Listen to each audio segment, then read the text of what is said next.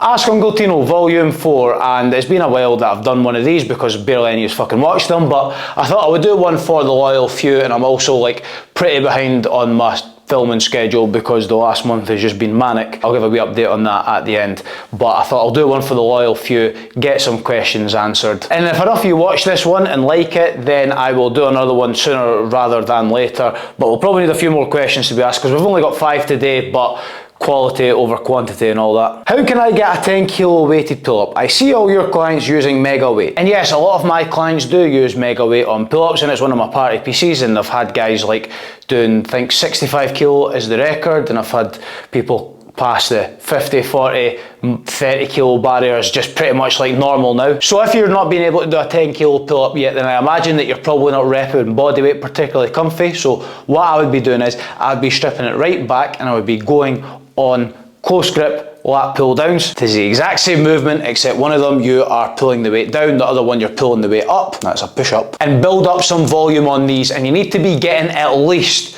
repping your body weight for you to then be able to transfer onto pull-ups and be able to handle them pretty comfortably. And I'll be looking to get in the region of 5 or 6 pull-ups for reps, and then from there, just like any other exercise, just like phase it up. So let's just say that you get, 6 with body weight, move up to 2.5 and aim for 5, head for 5 and head for 4, 7.5 for 3, and again, if you're getting 7.5 for 3 or 2, then you're definitely in the region of like a 10 kilo pull-up, pretty much no question. Would you ever do MMA or a striking martial art? So I think the answer is a resounding 99% no on that one, because I think first of all, I'm too handsome to get bashed repeatedly in the face. And also as well, at the stage of my life I'm at where I've already kind of like had to start quite a few different career paths from the bottom and work my way up, and twice in sports, first at judo and then at BJJ. The thought and then going doing it with something else is a bit like, right, fucking hell.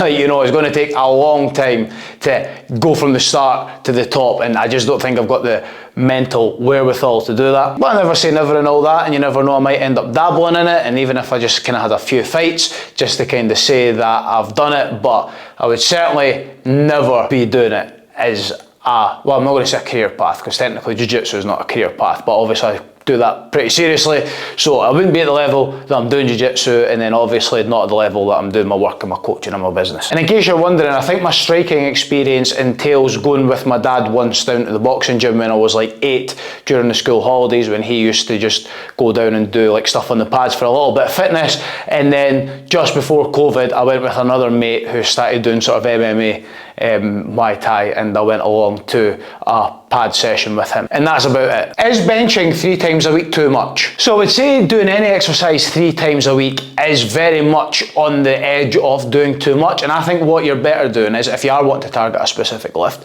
then you're better doing like different variations of that lift. So rather than doing straight bench press 3 times a week, you're better off doing like a bench press, a paused bench day, and then even a dumbbell or an incline day. If you are going to do the exact same variation 3 times a week, then there has to be kind of variety in the sort of volume and reps you're doing. So for example, you could do like a heavy day, a medium day, and a light day. But yeah, my protocol for getting people stronger, and even if it is targeting a specific lift, is very much the less is more approach. Not hammering the lift with loads of volume, just focusing on doing it hard, and then obviously building all your assistance work around it, rather than just like spamming the same exercise multiple times a week. What was the procedure you had on your back? So the first procedure I had was something called a disc FX. So my 3 lower discs, my S1, L5 and L4, they're all just torn and just like fucked, basically, and they're very much lacking in integrity, and they're just collapsing, just not very strong, is a very simple way to put it. And what the disc FX did was basically to try and heat seal them together again. So every time I was getting pain, it was from when I was moving, and let's just say I bent forward, a bit pressure on the disc, and it just wouldn't hold up and it would cause pain. So the whole idea is if you can try and kind of heat seal them together, then they should stay a little bit more stable. So I had that in December of 2019, and that did give me a little bit of relief. I still had pretty regular flare-ups, but I was able to manage it and control it. I was able to get back deadlifting heavy again, and it wasn't good enough to get me back to judo, which is what I was doing at the time. And then over time, it just gradually got worse again. So the second procedure I went for is stem cells, which is obviously just sort of all the rage now, and Quite simply, I just got stem cells put into those 3 discs. And I think I'm about 3 years on from that now, and touch wood and all that, like, it seems to be holding up well. The flare-ups are definitely happening less and less over time.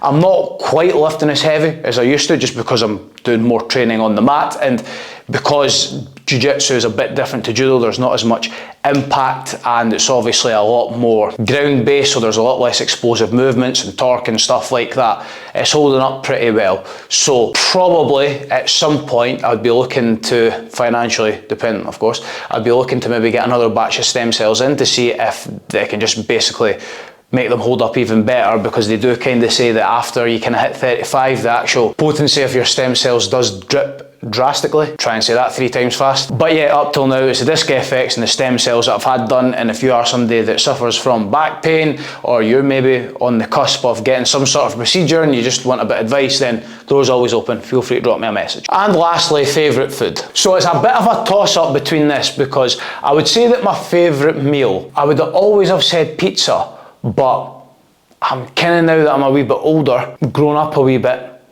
it could be just pasta, but obviously it depends on the type of pasta. So if it was pasta that my dad's makes on a Sunday, then I could potentially say that's top of the list. And obviously if you do get a good pasta, like if you're in Italy or something like that, that probably does trump all. However, I do think that I've probably had fewer bad pizzas than I have bad pastas, and that's because obviously I know exactly where to eat my pizza from, and I don't fucking get Domino's and Pizza Hut and all that shite. So it's a toss up between those two, but if I was to pick a single favourite ingredient and a single item of food, it would be green olives. And that is a fantastic 5 questions I got, so thank you to all who submitted. And yeah, the last sort of month has just been pretty chaotic. Just coming out the back half of summer, and I still had just like various social plans going on, and it was also through this time where I was helping my dad renovate a flat, which I've sort of been documenting on my Instagram a wee bit, and I was losing like days and half days here and there to go and like do rip out shifts, go to the dump, pick stuff up, all that type of thing, do a little bit of painting, and then obviously trying to keep on top of coaching, which is fine. Like, I'm that fucking well organised that I would never miss anything actual proper coaching related, but then obviously trying to stay on top of all social media and everything like that, and on top of jiu-jitsu as well, because I had a competition like 3, maybe 4 weeks ago, and then I was away to Manchester last weekend for sub-series, and I'm away back down to Manchester in the next few days for ADCC, and then at the end of next week I'm away for my cousin's stag do to Munich for Oktoberfest. So it's just been one thing after another, and I've just never had that wee like period for the last few weeks, and it's just pretty much been non-stop with everything. But I would always say I'd much rather be busy than quiet and sitting around like a wee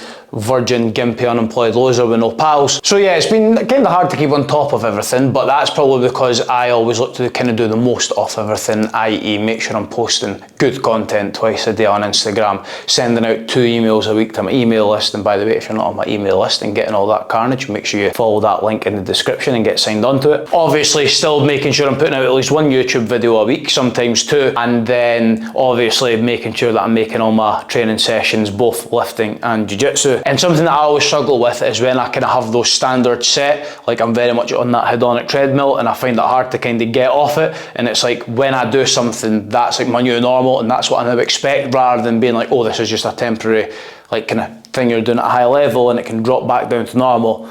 I'm like, nah, I'm like, when I'm up here, I kind of need to stay up here. And I think overall it's a good trait to have. Obviously it does make your life a bit difficult sometimes, but by difficult, what that really means is you just give more, and then you end up getting more back out. So not really a bad problem to have. So I'll leave it there, and make sure to give the video a like if you did like it and you want me to do more of these, and make sure that when I put the question box on Instagram next time, if there is a next time or when the next time is, you actually ask me a wee question, and I'm happy to answer anything and everything. Probably the more creative the better. That's all from me, and I'll catch you soon.